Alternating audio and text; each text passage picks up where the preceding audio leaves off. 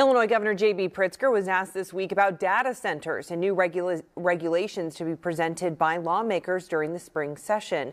The governor says Illinois remains one of the region's largest energy exporters after lifting the state's decades-long moratorium on new nuclear power plants in January. Pritzker says the state is working to expand energy production to meet the growing demand. He says there is enough energy available, but data centers should be responsible for the cost of power they use.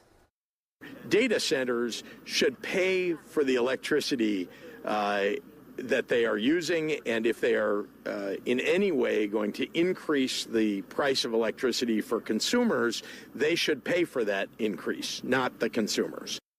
The governor says rising electricity prices nationwide are driven by multiple factors. While data centers are part of the conversation, he says grid operators, including PJM and MISO, have contributed to delays by not approving projects quickly enough or moving energy to consumers fast enough.